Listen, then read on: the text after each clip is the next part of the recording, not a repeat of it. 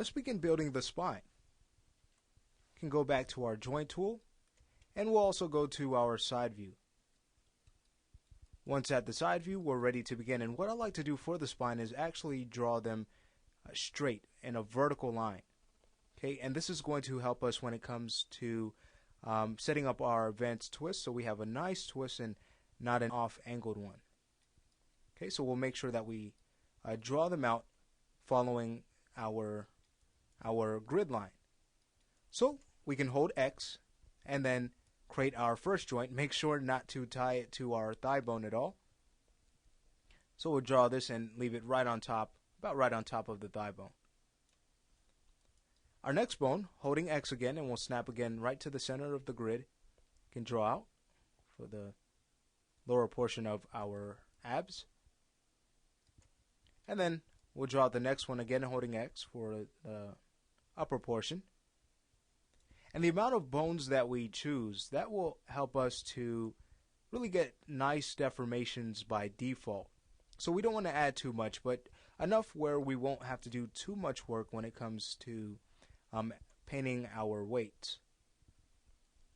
So we'll hold X again and draw out the next bone for the chest. And then the next will be for the neck, the base of the neck. So we'll hold X and draw that out. From here on out, we can work on reorienting or disorienting the rest of the bones. That's just going to be for our head, so we can actually draw out that bone where the pivot of the head would be.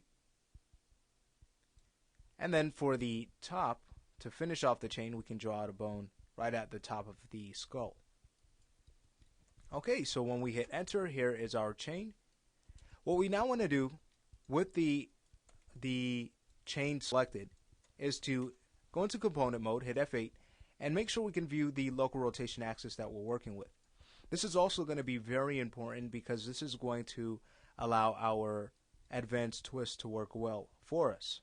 Okay, we want to make sure that at least our root all the way to our second to last bone in the chain coming prior to working on the neck, of course, but making sure that these bones here in this area are going to have a very well local rotation axis. If they're messed up, if a few of them are off, when it comes time to set up our twist, it's not going to twist well at all.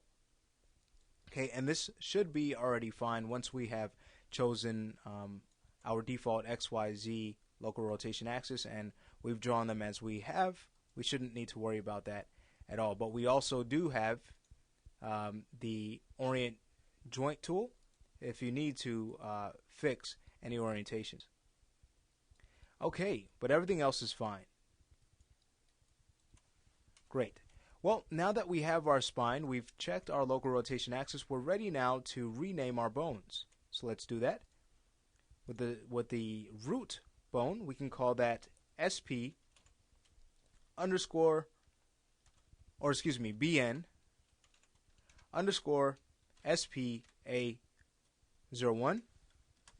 So that's of course a bound bone, and then the SP is spine. A is what number of the spine this is, and followed by the 01. So the next one we can call that SPB. So we could just copy this name for that bone, go to the next, paste, and switch A to a B, go to the next, paste, and call that C. The next bone, that's our chest bone, so we'll go ahead and paste the name and switch SPA to chest. Now we have the neck bone, so we'll label that neck. The next, we will call you the head bone. Great. And then the one at the top, since this is an end bone and it will not be tied to our envelope at all, we can call this BE and then head top. We'll replace SPA with head top. Great. So we have our bones in place for the spine.